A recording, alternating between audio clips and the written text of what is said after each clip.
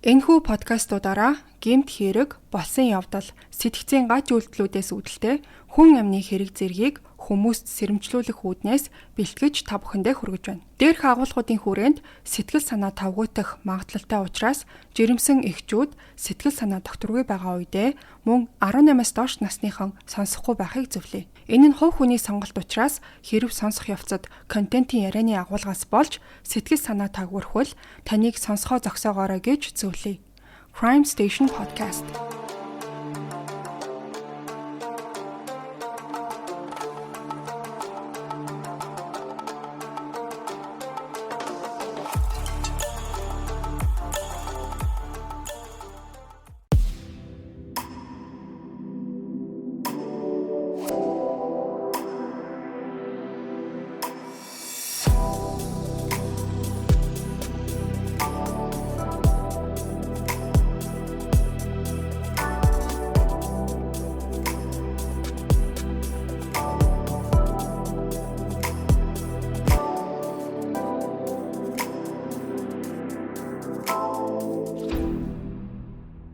Бүгдээрэнд намралтын өдрийн мэнд хүргэе. За өнөөдрийн дугаар дээр яригдах асуудал дээр хүн амны гэмт хэрэг энэ төр яригдахгүй. Гэхдээ маш том хов живч гэх юм уу, ер нь бол одоо цалингийн скандал яригдана. За энэ хэрэг бол олон нийтэд ил болсноос хойш Америкийн одоо томоохон хэвлэл мэдээллээр нэг хэсэг бол маш их шуугиан тарьжсэн. За одоогоос 5 жилийн өмнө нийтэд бол ил болоод бүх хүний бараг гэрүүн болтрох шахсан тийм хэрэг байгаа. За сонирхолтой ингээд санагдчихсэн болохоор та бүхэнд би ярихаар шийдсэн. За гол хоёр хүний эрэгтэйг нь болохоор Han Jo Kim гэдэг, эмэгтэйг нь Regina Turner гэдэг. Яг л одоо ингээд picture perfect family гэж хэлдэг штэ. Хоёулаа одоо царайлаг, нуруулаг, мөнгөтэй, карьертэй, эхнэр нь бүр мис, нөхөр нь алдартай одоо мисцлийн эмч гээд харсан бүх хүмүүс татаархмаар тийм гоё хосууд байсан. Гэхдээ энэ бүхний ард нэг маш эвгүй зүйл нуугдчихсэн гэдгийг одоо та бүхэнд ярьж өгье.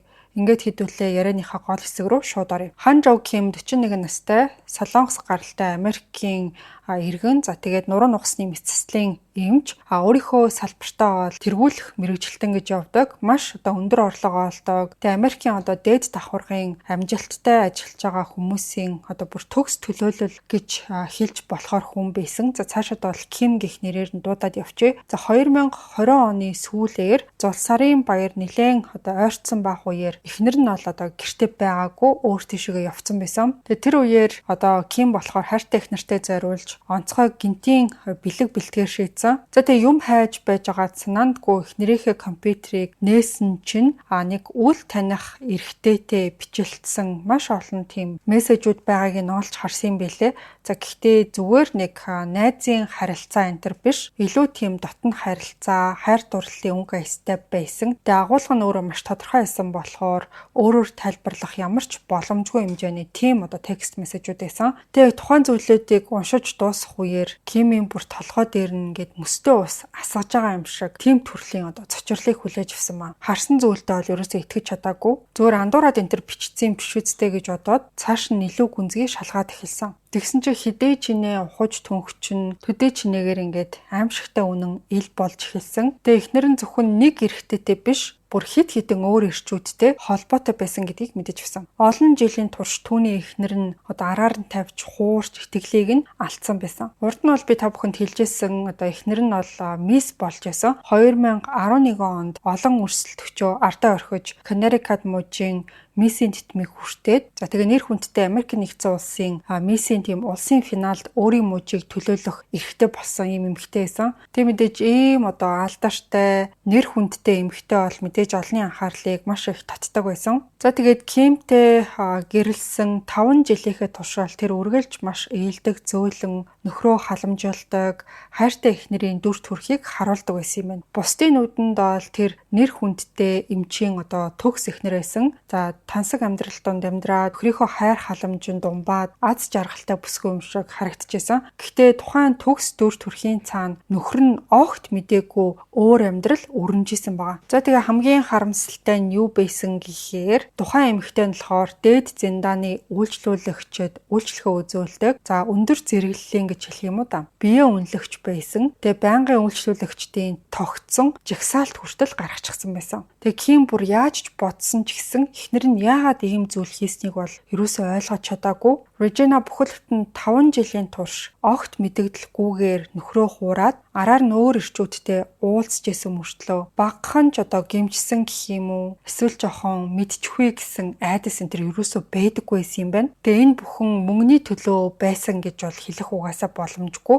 Америкт бол эмчнэр хамгийн өндөр орлоготой хүмүүсийн тоонд ордог гэдгийг хүн болгон мэднэ. Тэгээд Ким болохоор жирийн нэг эмч биш, нуруу нугасны мэсцлийн салбарын тэргүүлэх мэрэгчлэлтэн байсан. Тэгэхээр мөнгө бол түүнд хангалттай байсан. Тэр эхнэрээ бүр юугаарч дутааж байгаагүй. Тэгэхээр мөнгөний асуудал биш юм бол нөхөртөө хайргүй байсан болов гэсэн асуулт бас гарч ирнэ. Тэгээ яг энэ хоёр үерхэж эхэлснээсээ хойш сошиал сүлжээнд романтик зургуудаа байнга нийтлээл аз жаргалтай мөчүүдээ бусадтай хуваалцдаг байсан. Найз нөхд нь хүртэл энэ хүмүүст бол атаархдаг байсан маа. Ер нь бол ингээд зургийг нь харахад энэ гэр бүлд ямар нэг асуудал байна гэж хинч төсөөлөхгүй байсан. За тэгэд энэхүү дулаан ил болсны дараа интернет орчинд бол хүмүүс бүр янз бүрийн таамаг твшүүлээд хүн болгон өөр өөрийн таамагуудаа бичижсэн. Тэгэхээр одоо хэдүүлээ энэхүү дулаантай гэрлэлт болон түүний цочирдмоор нууцуд яг үнэндээ яаж өнгөрсөн гэдгийн бүх нарийн ширээнийг нь сөхөж хэдүүлээ харцгаая.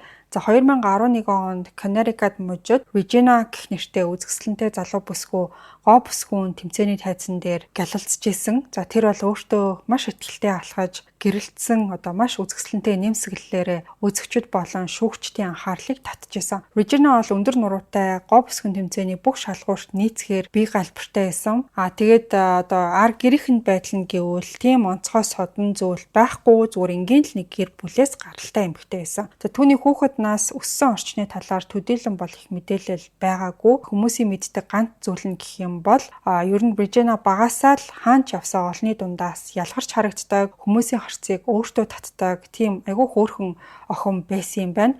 За түүний нас ахих тусам гоо үзэсгэлэн нь улам бүр тодорч гэр бүл найз нөхдийнхөө дэмжлэгтэйгээр амьдралдаа анх удаа гоо бүсгүйн тэмцээнд оролцохоор шийдсэн юм байна. За тэгээ үр дүн нь бол бүх гэр бүлийнхнийгээ бусад хүмүүсийг ч гэсэн гайхшруулсан. Анхны тэмцээндээ оролцсон даруйда тэр бол бүх өрсөлдөгчөө ардаа орхиод Connecticut мужийн миссийн титмийг хүртсэн. За энэ гайхалтай амжилт нь түүнд бүрч том боломжийн үүд хаалгыг нээж өгсөн. За тэр бол өөрийн төрсөн мужийг төлөөлж Америк нэгдсэн улсын миссийн тэмцээний улсын финалд оролцох эрхтэй болсон юм байна. Хэдийгээр финалийн шатанд байр эзэлж чадаагүй ч гэсэн түүний содон дүр төрх тайзан дээрх өөртөө ихтэй байдал нь загварын салбарынхны анхаарлыг бол бас л татаж чадсан. За удаагүй тэр бол мэрэгжлийн модель болоод дотор хувцсны нэр хүндтэй хэд хэдэн брендийн нүүр царайгаар ажилласнаас гадна загварын сэтгүүлүүдийн нүүр хуудсанд ч гарч исэн. Regina гоо үзэсгэлэнтэйгээс гадна бас маш гайхалтай намтартай гэдгээрээ алдартай байсан. За түүний өөрийнх нь ярьснараа бол тэр Connecticut-ийн их сургуульд химийн чиглэлээр суралцж исэн ч гарааны бизнес тэгээд гоо бүсгүйн тэмцээний ажилдаа илүү төвлөрөхийн тулд сургуулаасаа төр засварлага авсан гэж ярьсан. За тэгээ түүний хувьд болохоор ийм төрлийн тэмцээний зүгээр л гоёмсог үдшийн дайшин зөмсөж тайзан дээр алхах тухай зүйл биш энэ төр гэж ярьдаг. Харин ч эмэгтэй хүний өөрийгөө бүх талаар нь хөгжүүлэх маш сайн талбар гэж боддог талаараа ярьж байсан. За сахилга боттой болох, биеийн галбираа хадгалах, олон нийтийн өмнө илтгэх чадвар, за тэгээ харилцааны уур чадвараа сайжруулах гэх мэт маш олон давуу талуудтай гэж тэр өөрөө итгэдэг талаараа ч гэсэн ярьж байсан. Тэрнээс гадна Regina гол гоо бүсгүйн тэмцээнүүд нь нийгмийн сайн үйлс, буйны ажлыг сурталчлахад чухал үүрэг гүйцэтгэдэг гэж үздэг байсан. Ирээдүйн мөрөөдлийнхөө тухай ярихдаа тэр бол хүнд нөхцөл байдалд байгаа хүмүүст туслахын тулд шүдний эмч болохыг хүсдэгэ гэж ярьж байсан. Тэгээ тухайн зорилгынхоо хүрээнд тэр бол Connecticut мужийн Farmington гээд хотын нэг коллежид болохоор шүдний эмчилгээний чиглэлээр суралцаад дадлах хүртэл хийж исэн. За харин түүний дурдсан гарааны бизнес нь загварын салбартай холбоотой гар утасны аппликейшн хөгжүүлэх төсөл байсан. За тэгээд томоохон хөрөнгө оруулагчийн дэмжлэгийг хүртсэн гэж өөрөө ярьж байсан. За тэгээд ийм байдалтай яриа нь бол маш тийм төвийг сахисан юм шиг хөөрхөн мөртлөө ухаалаг гэхлээр баг хүн болгоны хайрыг татсан гэхээр ийм нэг үлгэрийн гүн шиг л эмхтэй байсан маа. Гаднаас нь харахад штэ. хөөрхөн, боловсралтай, зоригтой, гүн гүнзгий юм үзэл бодолтой, тэрэндээ өөрөө итгэл үнэмшилтэй эмэгтэй хүн бол бараг ямар ч эрэгтэй сэтгэлийг угаасаа татах хүчтэй байдаг. За тэгээ тийм байдгийн жамаар доктор Ким бол Режинатай учирсан. Нэг удаа бол нэлээд тийм баячуудын хаалттай үдшилэх Ким болохоор нэр хүндтэй эмнэлгийн мэрэгжилтний хувьар урагдж очих үеэрээ анх Режинаг олж харсан. За тэгээ бусад эмэгтэйчүүдээс илүү тийм онцгой харагдчихсан болохоор Режинад бол шууд татагдсан маа. Тэгээ тухайн үдшилтэд оролцож байсан хүмүүс бүгд нийгмийн элит давхаргын гаралтай хүмүүс байсан гэдгийг бас санах хэрэгтэй. Ким эмч болохоор 1980 онд төрсэн Америкт төрж өссөн Солонгос гаралтай Америкийн иргэн байсан. Тэгээ олон соёлын орчинд өсөөд маш сайн боловсрал эзэмшсэний ачаар тэр бол Англи, Солонгос, Испани гэсэн 3 хэлээр чөлөөтэй ярьдаг байсан юм. Кимийн гэр бүл нь чинэлэг байсан болохоор бага наснаасаа эхлээд хамгийн сайн боловсрал эзэмших тийм боломжийг хүртэж чадсан. Тэрнээс гадна Ким өөрөө бол маш тийм хөдөлмөрч, тууштай хүн байсан. Тэр багасаа л хичээнгүү суралцаад өөртөө маш өндөр зорилго тавиад түүндээ хүрэхийн төлөө шаргуу хичээлж ажилладаг байсан. Үр дүнд нь түүний боловсрол тэгээд мэрэгжлийн замнал нь үнэхээр гайхалтай байж чадсан. Тэр бол Columbia University Vagelos College of Physicians and Surgeons гэд сургуульд суралцаж анагаах ухааны докторийн зэргийг хүртэл хамгаалсан юм билээ. За дараа нь тэр болохоор академик замналаа Washington University in St. Louis-д үргэлжлүүлсэн юм билээ. За 2006 онд анагаахын ухааны докторийн зэрэгтэй болсон. Тэр бол албан ёсоор Barnes Jewish эмнэлэгт нуруу нугасны мэсцлийн эмчээр ажиллаж эхэлсэн. Ким Америкт ажиллаа зогсохгүй, эрүүл мэндийн орчин үеийн үйлчлэг авах боломжгүй ядуу өвчтнүүдэд туслахын тулд Гана улсад сайн дурын мэсэлжаараас ажиллаж исэн юм билээ. Ажил мэргэжлийнхээ туршид тэр бол нурууны төрөл бүрийн гажиг засах хэдэн зуун хагалгааг амжилттай хийсэн. Өдөр тутмын мэсцлийн ажлаас гадна тэр бол олон чухал эмнэлгийн судалгааны төслийн үндсэн судлаачаар нь ажиллаж исэн юм байна. Түүний нэр хүнд бол Америкийн анагаах ухааны хүрээнээс даваад дэлхийд даяар танигдсан анагаах ухаанд оруулсан хувь нэмрийг нь үнэлсэн олон нэр хүндтэй шагналыг хүртэж чадсан. Тэгээд олон улсын анагаах ухааны хураал чуулганд бол тогтмол тэр урагдж ихтгэл тавьдаг байсан. Тэгээ хэвлэл мэдээллийн хэрэгслүүд ч гэсэн байнга ярилцлага авдаг байсан юм билээ. Анагаах ухааны салбарт түүний нэр хүнд нь Холливуудын одтой зүүрлэхээр хэмжээнд хүрсэн гэсэн үг. Гэхдээ Ким бол нэр хүндтэй мэрэгжил өндөр уур чадвараараа биш өөрийн гадаад төрхөндөө ч гэсэн нэлээд анхаардаг хүн байсан юм. Тэр бол өөрөө ийм царайлаг төрхтэй. Тэгээ шанааг нь та бүхэн харсан бол сүүлийн үед ирчүүд юу нэм шанаатай болохыг айгүй хүсдэг. Ийм шанааны хүртэл мэсцэл энэ төр хийлэгдэг болцсон байгаа. Тэгээл тогтмол дасгал хийдэг айгүй тийм булчинлаг, эрүүл чирэг биетэй ийм залуу байгаа. Сонирхолтой нь гэх юм бол 2018 онд гэхэд Кимийн жилийн орлого нь 3.2 сая $3 хүрсэн гэж Нью-Йорк Daily News мэдээлсэн байсан. Тэрнээс гадна Америкийн нэгдсэн улс даяар хэд хэдэн үйл хөдлөх хөрөнгө эзэмшдэг байсан юм байна. Тэгээ зөвхөн үйл хөдлөх хөрөнгийн нийт үнэлгээ нь бол $9 сая давж исэн. Албан ёсны тоо баримт байгаагүй ч гэсэн зарим хүмүүс Ким бол нийт хөрөнгө болон хадгаламжийн хэмжээ нь $40 сая давсан байх магадaltaй гэж үздэг юм билээ. Тэгээ царайлаг, баян, мэрэгжлийн хувьд амжилттай, эрүүл чирэг, бие бэлдартай гэд энэ бүх давуу талуудыг нь бодоод үзэхээр ер нь бараг ямар ч улсын ямар ч эмэгтэй хүн энэ хүнийг бол сонирхох нь гарцаагүй. Маш олон үзэсгэлэнтэй авьяаслаг эмэгтэйчүүд энэ залуу руу ойрцсон ч гэсэн төдийлөн ингээд сэтгэл нь хөдөлдөггүй байсан юм байна. Харин Режина гэдэг эмэгтэй гарч ирснээр бүх зүйл өөрчлөгдсөн. Ким бол түүнийг анх харсан мөчөөсөө л дурлсан анхны харцаар бараг дурлсан байгаа байхгүй. Тэгээ мэдээж хоорондоо яриа өрнүүлсэн Режинагийн зөвхөн гадаад төрхөнд нь бас татагдсан юм биш. Түүний талаар илүү ихийг мэдэх тусмаа бүрч илүү их татагдаад эхэлсэн. Тэд хоорондоо ярилцаад цагийг хамт өнгөрөөх тусмаа Режина бол түүний мөрөөдлийн эхнэр болох хүндээ тавьдаг бүх шалгуурыг төгс хангаж байгаа юм шиг санагдсан баг. Тэгээ эмэгтэй болохоор үзэсгэлэнтэй, боловсралтай, зоригтой, гүн бодолтой, өөрийн гэсэн зорилгодоо маш итгэл үнэмшилтэй юм шиг санагдчихсэн. Ингээд Кимд бол ямар ч тийм хэрэгэлзээ төрөөгүй байгаа. Ямар ч тач олон жилийн турш хүлээсэн амьдралынхаа жинхэнэ ханыг олсон гэдэгтээ бүр 100% итгэлтэй болсон. Тэгээ нөгөөгч ямар ч үнээр хамаагүй Режинатай гэрлэнэ гэж өөртөө амласан. Тэгээ удалгүй бол нөгөөтг чинь романтик байдлаар Режинагийн араас ер нь бол эрчимтэй хөөцөлдөж эхэлсэн. Тэгээ бусад олон чинэлэг эрчүүдийн айдлаар өөрийн сэтгэлээ тэгээд хүчтэй мэдрэмжээ харуулахын тулд хүн болгоны мэддэг хамгийн энгийн бөгөөд үр дүнтэй аргыг хэрэглэж эхэлсэн. За тэр нь бол мэдээж мөнгө байгаа.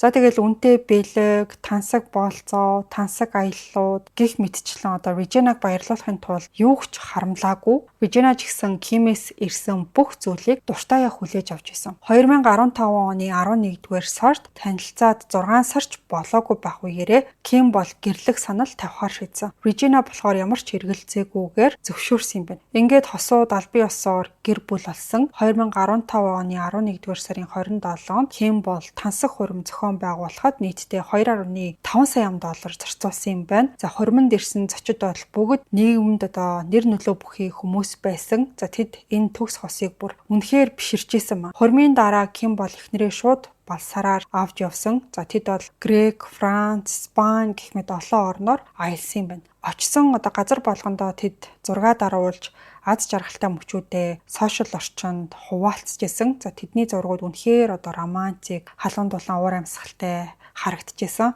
За харсан хүн бүрийн атаархлыг төрүүлэх үс тийм аз жаргалтай гэдгийг нь хэлтгэжсэн. Ерөнхийдөө бол энэ мөнгөтэй хүмүүсийн давхрын мөрөөдлийн хосын дүр төрх бол утгаараа ингээд энэ хийсэн. Тэгээ энэ хоёр хүн хоёуланд нь хиймэл зүйл өрөөсөө байгаагүй, дүр төрх нь айгүй тийм даруухан байсан болохоор илүү энгийн натурал бас эрүүл хосууч харагдчихсан. За тэгээ удаан үргэлжилсэн бал сараасаа буцаж ирсний дараа Kim бол шинэ байшин худалдаж авахар шийдсэн.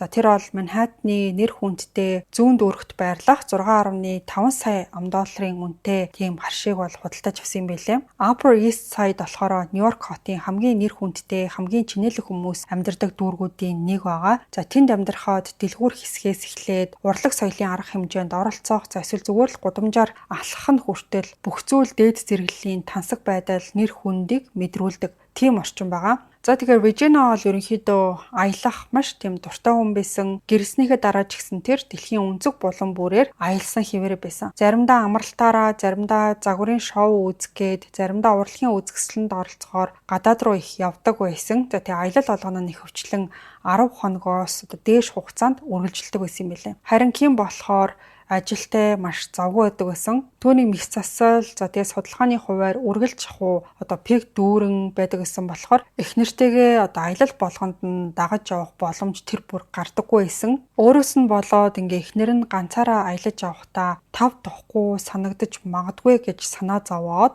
түүнд зориулж дахиад нэг үйл хөдлөх хөрөнгө худалдаж авахар шийдсэн юм билээ. За тэр бол Long Island-ийн далайн эрэг дээр байрлах 2.5 сая $2 үнэтэй виллаг бол авч өгсөн юм байна. За ингэснээрээ эхнэр нь хол газар явах шаардлагагүйгээр далайн цэвэр агаарт амарч 50 цагийг өнгөрүүлэх боломжтой болсон. За тэгээ Kim болохоор ажилдаа ер нь урд урдныхаасаа илүү их эрч хүчтэй байдаг болсон. Үр дүнд нь бол мэрэгжлийн замлан ч гэсэн улам бүр дээшилж дэвшижсэн. За аяллаас гадна Regina хятад руу байнга нисдэг байсан юм билээ. Тэгээд гэрлэхээсээ өмнө ярьжсэн загварын нөгөө аппликейшны бизнестэй холбоотойгоор хүмүүстэй уулзах ажил байна гэж тэрийгэ тайлбарладаг байсан юм билээ. Тэгэхээр хятад руу бол яг аялал гэхээсээ илүү ажлын шаардлагаар явлаа гэж нөхөртөө тайлбарладаг байсан юм байна. За тэгээд аялал нь болохоор хэдэн 7 хоногоор ч гэсэн үргэлжлэх үе байдаг байсан. Kim-ийн хувьд тухайн яриад ирсэн тэр аппликейшных нь төслийн талаар ер нь жоохон эргэлздэг байсан юм билээ. Тэр хоёр гэрлээ 5 жил болсон мөртлөө эхнэрийнх нь аппликейшн хөгжүүлэлтийн шатандаа бүр ингээд айгүй удаан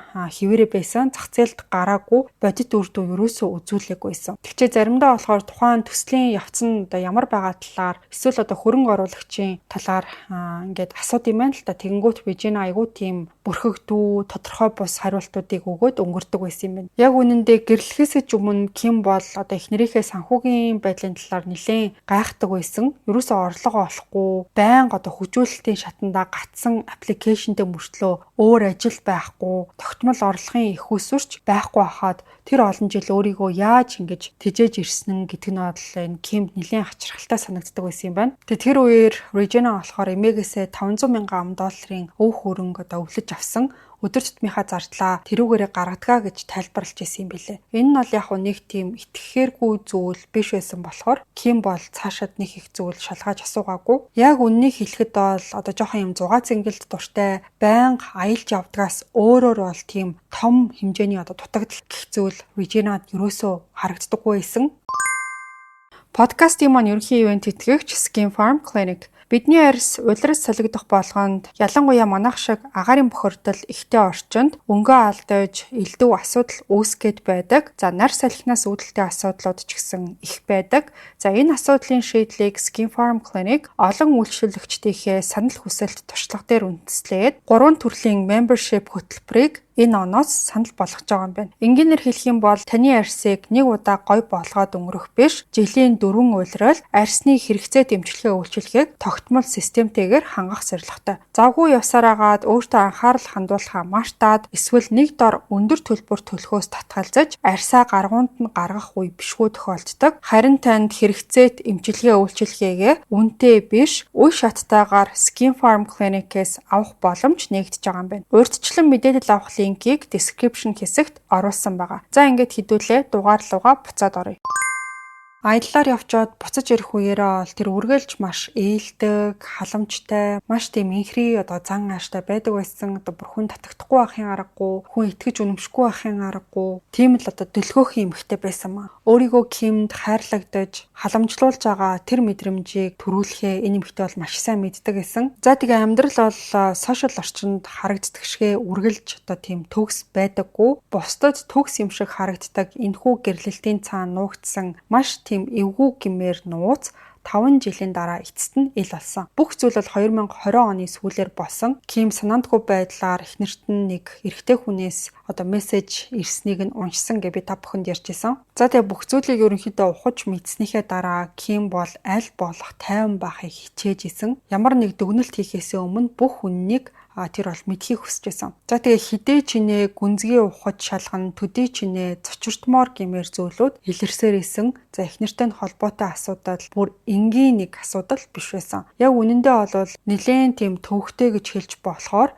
сүүлийн 5 жилийн турш Regina ол нөхрөөсөө нууцаар тийм тусгай гэмээр төрлийн ажлыг хийж исэн. Түүний аялал, загварын шоу, аппликейшны бизнесийн уулзалт гэж тайлбарлаж исэн бүх аялал үнэндээ бол үйлчлүүлэгчдтэйгээ уулзахаар явдаг аяллууд нь байсан. Тэр бол дээд зэрэглэлийн биеийн үнэлэгч байсан. Тэгээд тасралтгүй үргэлжилдэг аяллууд нь энэ нууц ажлынх нь нэг хэсэг байсан юм. Түгээрч зогсохгүй Ким бол Regina-гийн өөрийнхөө талаар ярьдаг байсан гайхалтай намтарч гисэн бараг бүхэлдээ худал болохыг нь олж мэдсэн. За тэр нь болохоор энэ коллежийн боловсрол, гарааны бизнес, ядуу хүмүүст тусалдаг шүдний эмч болох мөрөөдөл тэгээ энэ бүхний ихэнх нь зүгээр л зохиомжтой түүх байсан. Кимиг хамгийн их цочирдуулсан зүйл нь юу байсан гэхээр Regina яг энэ биеийн үнэлэх ажлыг гэрэлснийхээ дараа биш, гэрлэхээс ч өмнө эхлүүлсэн явдал байсан. Regina болохоор Портландын ахлах сургуульд сурсан ч гэсэн хичээл номдоо огт сонирхолгүй байсан. Сурлагандаа ерөөсөн анхаарлаа хандуулдаггүй. Тэгээд ч нэг сайн сурдаггүй. Сүүлдээ бүр ахлах сургуулаач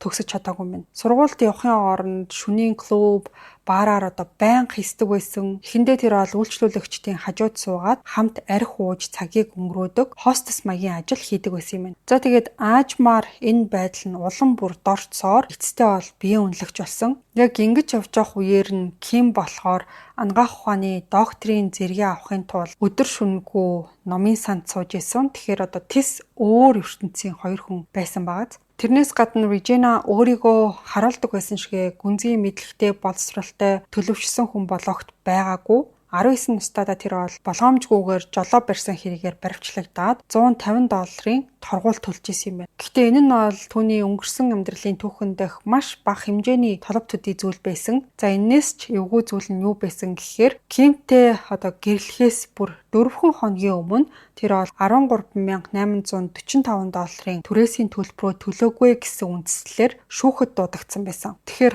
$2.5 сая хурим хийгээд байж ах үеэр Regina төлөөгүй өрөндөө дарагдсан байсан гэдгийг нь бол илтгэжсэн. За тэгээд тэр бол Connecticut-ийн Missing титмийг хүртснийхээ дараа нэр хүнд нь эрс өсөөд үйлчлүүлэгчдийнх нь хүрээж гисэн дагаад өөрчлөгдсөн. Тэр бол энгийн хүмүүст үйлчлэхээ болоод их хэмжээний мөнгө төлөх чадвартай бүр дээд давхаргийнхны хүрээлэлд орсон байгаа. За тэгээд нэг үдшилэг дээр Кимтэй анх танилцсан гэж ярьжсэн шүү дээ. Тэр үед болохоор Regina зүгээр дараагийнхаа боломжит баян үйлчлүүлэгчээ гэж Кимийг харсан ба. Тэгжсэн чи санаанд оромгүй зүйл болсон. Ким эмч бол түүнд бүр үнэхээр дурлцсан байсан. Тэг зүгээр нэг болцохыг хүсээгүй. Regina-та чин сэтгэлээсээ одоо ингээд дурлаад гэрлэхийг хүссэн юм байна. За тэгээд Regina юу гэж бодсон гэхлээр ерөнхийдөө одоо ингээд урсгалаараа л явъя гэж шийдээд түүний гэрлэх саналыг нь хүлээж авсан. Тэгээд эцсийн дүндээ ол энэ Ким гэдэмч бүх хохирлыг өөр дээрээ үрсэн хүн болж үлдсэн. Өөрийгөө болохоор хөрхий ингээд маш тийм цэвэр ариун төгс эмгтээтэй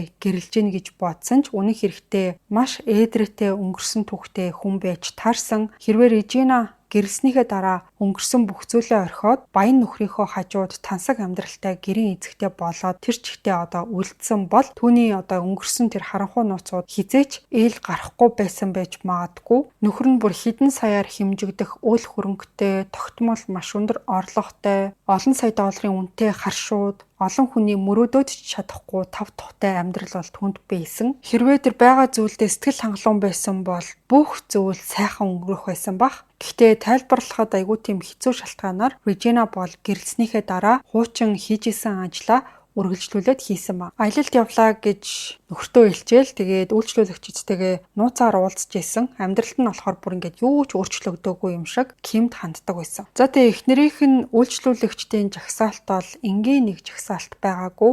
Тэнд бол нийгмийн бараг бүх чухал салбарын нөлөө бүхий хүмүүс багтжсэн. Тэр бумаар хэмжигдэх хөрөнгөтэй үл хөдлөх хөрөнгийн магнатууд, за алдартай загвар зохион бүтээгчид, томоохон корпорацийн эзэд тэр бүхэл одоо улс төрийн хүрээний хүмүүс хүртэл багтжсэн. Өөрөөр хэлэх юм бол түүний эхнэр Америкийн одоо хамгийн элит хүрээллийн эрчүүдтэй холбоотой байсан юм байна. За тэгээд энэ бүх зүйлээс болоод Ким бол маш их гомдсон, мэдээж сэтгэл нь шархалсан, маш их ууралсан. Тэгээд цаашид бол чимээгүй төвчгүй гэж шийдээд тэр бол 264 хуудас бүхий гэрлэлтэд цоцлуулах өргөдөл бэлтгээд Манхаттны дээд шүүхэд хургуулээд гэрлэлтийг бүрэн хүчингүй болгохыг хүссэн юм билээ. За энэ бол мэдээж жирийн нэг цалалтын өргөдөл биш байсан. 5 жил гаруй хугацаанд одоо ингээ эхнэр нь өөрөөс нь урвсан, худал хуурмаг зүйлийг бол маш нарийн баримтжуулсан зузаан тийм хавтаст хэрэг байсан.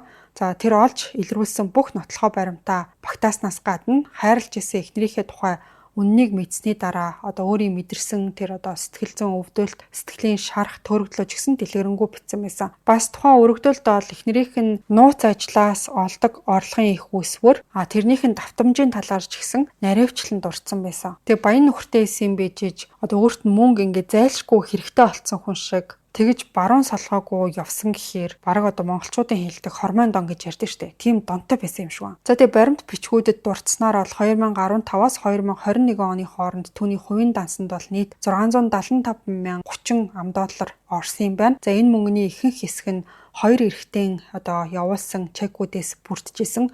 За нэг нь бол Нью-Жерсигийн үл хөдлөх хөрөнгийн салбарын удирдах албан тушаалтан, нөгөөх нь болохоор өөрийн салбартаа олон шагнал хүртсэн нэлээд алдартай гэрэлтүүлэхийн тийм дизайнер хүн байсан. За зөвхөн үл хөдлөхийн хөрөнгийн салбарын тэр хүн л гэхэд хэдэн жилийн хугацаанд Regina бол нийт 185,500 ам.доллар шилжүүлсэн. Нэг уулзалтын дундаж төлбөрийг ойролцоогоор 2,000 ам.доллар гэж тооцох юм бол тэр дор хаяж 90 гаруй удаа одоо Regina-тай уулзсан гэсэн үг. Тэр гэрэлтүүлэхийн дизайнер ч гэсэн саяын эрэгтэйгээс нэг тутахааргүй байсан.